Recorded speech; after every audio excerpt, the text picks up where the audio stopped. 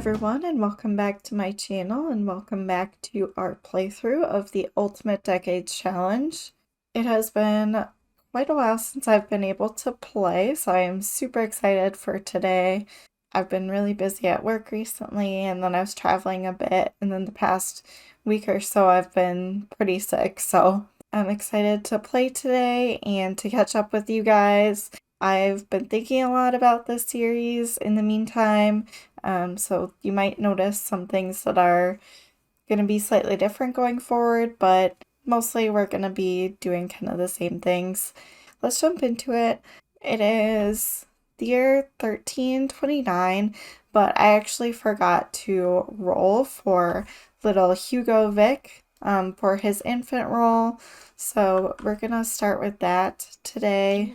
I'm a little behind on that one. And hopefully he survives because his twin sister Osana did not make it, and that was really hard on the family. And he's gonna be his mom's last baby, so I really do hope he makes it. He does have the intense infant trait, so he's pretty upset a lot of the time. But let's roll for him. He needs to avoid a 12, 16, and 18. Okay, and he got a 4, so that is fantastic. Little Hugo will make it through his infant stage. That's really good. He's a little fussy right now. He's trying to soothe himself to sleep. So Preston is out right now. He is visiting his lover Vi in town. I think Agneta is starting to get a bit suspicious of where he is all the time. Preston's been gone a lot. Their relationship is drifting apart a bit. Agneta and Sybil have a supportive dynamic. That's nice. Preston and Agneta are really struggling. I think Agneta at this point is kind of done with having kids. It has been such a stress for her. I think she's had 12 kids total, and only 4 of them have made it. So that has just been such a traumatic experience for her, and her husband has really not been supportive at all throughout that. I think she's kind of done having kids. They're getting a little bit older. Let's see, how old are they actually? Okay, so Agneta is 28, and Preston is turning 30 in a few days. They're not old by any means, but I think Agneta's gonna focus on maintaining the household, taking care of the kids, probably not having any more. I think she just isn't really feeling it with Preston anymore. Doesn't think it's a good idea to bring any more kids into the household. So that is where they will stop having kids. Let's just do some laundry, waiting for Preston to get home here. Okay, Preston just arrived home. Not sure where his shirt is. That's a little weird. Dennis is heading to bed. Looks like Preston's pretty tired. Let's just have him go to sleep. And Agneta's coming inside to go to bed, and she realizes Preston's here. I think she's gonna wake him up and ask him where he's been all night, since it's 11 o'clock. Ask him where he's been. Like, hey, where have you been all night? Like, the kids have really missed you. Let's give him the cold shoulder a little bit. Just kind of like, you really haven't been around at all recently. Like, I do not know what's going on with you.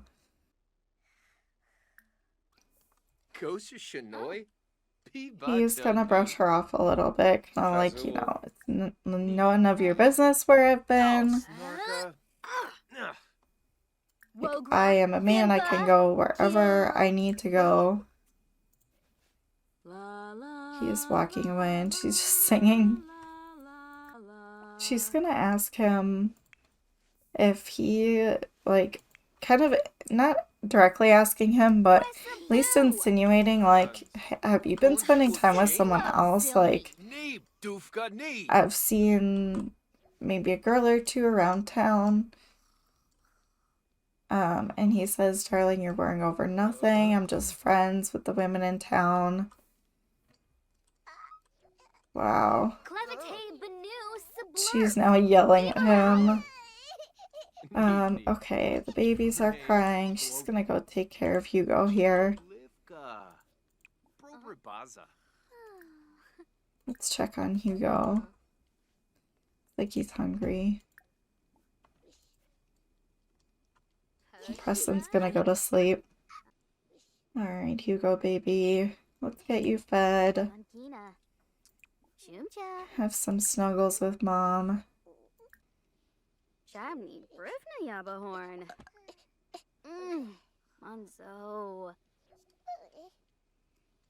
Oh, Hugo is a feeding tinkler, so he needs his diaper changed right away.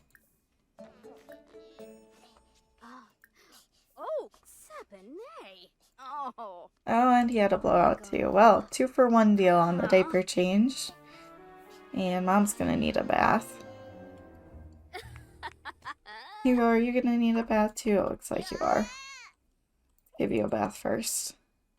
Let's give you a bubble bath, Hugo baby. And, yeah, Agneta's gonna need a bath soon too.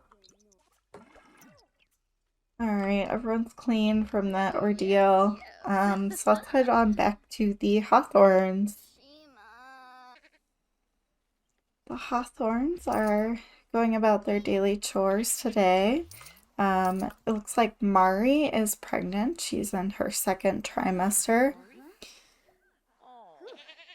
Looks like Peter has a fear of being inferior. I think Eldrada's taking care of the plants.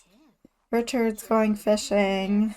Mari and Cecily are taking care of the animals here. And Brigit likes cooking, apparently. So everyone's kind of dividing and taking care of everything. Last time we found out that Mari is actually aromantic. She has the aromantic trait, which makes her somewhat uncomfortable around Richard because she does not really have romantic feelings for people. So I've been thinking about this a lot, and I did some research too on how different people experience aromanticism. And another thing to keep in mind too is, like, at this time they might not have had a word for it or even really thought about aromantic personality as being a thing that someone would have, or a different preference really that someone would have.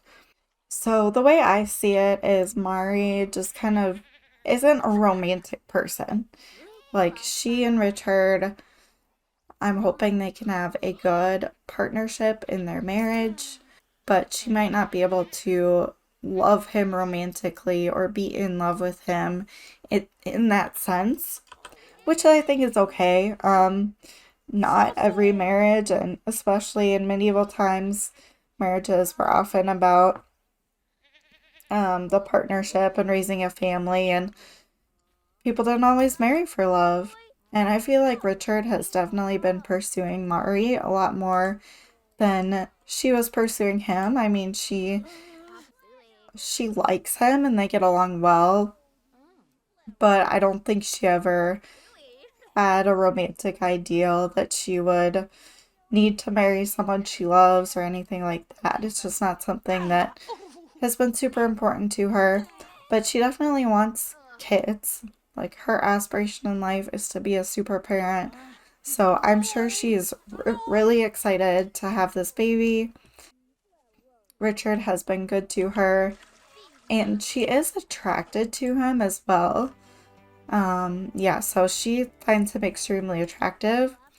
So it's possible that they will have a very active, intimate life, and have that physical intimacy aspect. but just not the romance. So that's kind of how I see things going for them. I feel like in The Sims, sometimes it's almost too easy for Sims to maintain a really good romantic relationship. Relationships in real life are really hard, so I think it's kind of good that they're gonna have maybe more of a partnership than a deep love because it's just more realistic. Not all relationships were this deep love or super great love story. There's a mix of different types of relationships throughout time and throughout different households. So, yeah, I think hopefully Richard and Mari can make each other happy and raise the family that they both want. And I think that'll be good for the both of them. Oh no. No, Mary. I didn't pet you again. I'm so sorry. Her age is one last pet. Oh, Mary. Oh, Grim is giving her a pet. That is nice. I hope you had a good life on our farm. Alright, I think our animals are slowly dying off because we haven't had much money recently. Cashmere, Nana, Butternut. Everyone's getting old. Yeah, we should probably buy some more animals. Let's have Mari buy some. Richard wants to ask Mari about her day. That's nice. Alright, let's get some more sheep. Actually, we can't really afford many. Let's just get one goat for now. That's all we can really afford. Let's name the goat. Let's name her Tundra. And let's place her here. Ah, hi Tundra. It's good to meet you. Let's milk you for simoleons right away. Let's give her some pets. Butternut's getting jealous. Let's talk to Butternut too. And I think I want to take Brigit and Cecily out. They're both teenagers and they're both headed for marriage. We need to get them both married. Brigit has had this want to flirt with Aiden, so I want to visit him, and there has been a development with Cecily actually. So she is friends with Kelvin and Charles Serf. And I think her family and everyone in town has always kind of assumed that she would marry one of them. And unfortunately, like, they're a little bit older than her, and Kelvin actually recently got caught up in something. So you can see he has a spouse, Anastasia. So he actually got married to her very recently. And what happened was he and Anastasia were caught being unchaperoned alone together. And Anastasia's brother kind of demanded that Kelvin marry her right away, just in case anything did happen between them. Her brother was worried that her reputation would be ruined. So Kelvin kind of did the right thing and married Anastasia. So he has moved out of his family's house and into town. And Charles, well, we'll check in on him and see kind of how things are going with him, but I think Cecily isn't quite sure if he would be a great match for her. Richard has definitely been kind of pushing her away from Charles a little bit recently. I think Richard knows that Charles is a bit of a flirt. And Cecily probably knows that too, but she hasn't really come to terms with that fully. And because she just doesn't know that many other people. So she's probably kind of feeling like if she doesn't marry Charles, who will she marry? And that might be kind of causing some stress for her. But let's take Cecily and Brigit and kind of see Let's go visit some people. I think if they go together, it won't be that scandalous. So let's travel with them. Okay, so Cecily and Brigit are visiting the Gallaghers, and they actually brought along Mari as well, since this is her family, so she can visit them and let them know that she's pregnant. Let's bring up an embarrassing childhood moment to Roisin, but also invite her to feel the baby. So Mari gets to see her family, which is going to be super nice. She's only been away from them probably like half a year or so, maybe almost a year at this point, since she and Richard got married. And they just live down the street, so it's not too far of a visit. But Brigit here, she has her eye on Aiden, which looks like she hasn't even met him. So let's say hi to him. Pirate Days, we'll do a little ahoy me matey. And she probably has met him, just maybe it's been a while or they don't really know each other that well. Oh, Mari's parents are here. Let's invite her dad to feel the baby. And Fiona. Alright, Brigit, did you say hi to Aiden yet? Yeah, okay, you did. Let's compliment his outfit.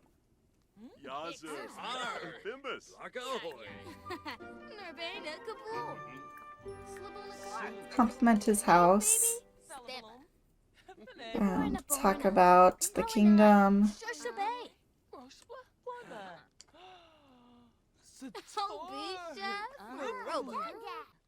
Oh, Richard is here too. I guess he came along.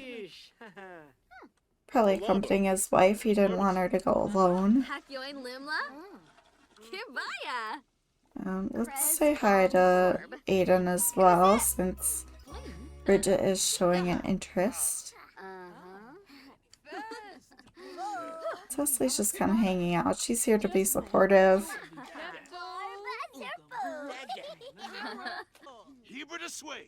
Aiden knows how to cook. Have Brigit help him out. Roisin is coming to intervene as well.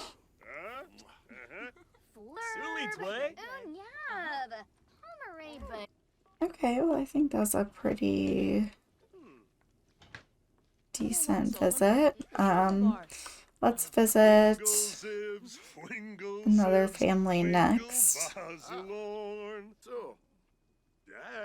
So Mari went home early, but Richard, Cecily, and Brigit made their way over to visit Charles Serf, who has become the main heir to this household now that his father has passed away.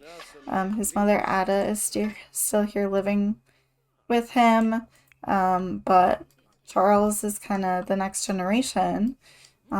His brother Calvin is over with his wife Anastasia and her brother Jose, so as a few other townspeople. So he's having kind of a celebration here,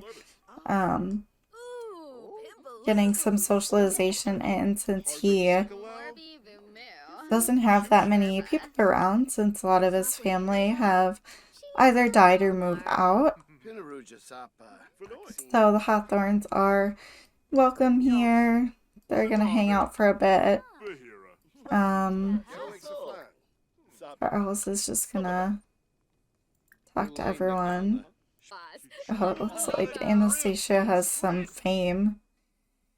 Calvin and Charles have a difficult dynamic. And Charles actually has a little bit of a romance with Maria, so I kind of want to flirt with her a little bit. Flirt with Anastasia too, oh my gosh. We'll see. Oh man, alright. Alright, I got rid of Anastasia's fame, so now Charles can flirt with her too. Oh, and Maria's flirting back. Wow. And she was just flirting with Anastasia. Oh my gosh. Charles is such a player, and Brigit is looking at this and she is like, no way is my sister gonna marry this man. And Calvin is just sitting here taking it while Charles flirts with his wife. That is crazy. I guess maybe it didn't count as a flirt with Anastasia. Let's flirt with her again just to make sure here. Gotta fulfill his wish if that's what he wants. Not sure it's actually counting, but whatever. So yeah, Brigit definitely saw that. I'm sure Richard probably saw it too. I don't know where Cecily is. Oh, she's upstairs. I wonder if she kind of saw it or at least was aware and kind of just needed to get away. I think this is very blatant though for Charles. Like, he's definitely a womanizer. And although it seems maybe a little harmless, I don't think it's something that Cecily, like, it wouldn't really make her happy to be with him. So we're gonna have to find her a different match. I do know Fabio's here and Jose is here. So those are some options. Like Richard actually might be in a position to introduce himself to these men. So let's do that.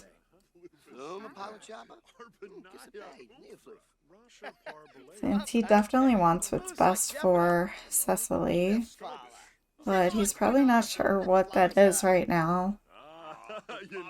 She's not that old yet. I mean, she's 17, so he definitely wants to make sure that she gets married before all the eligible bachelors around her age are taken.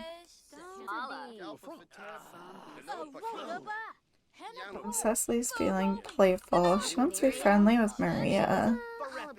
Let's discuss violinists.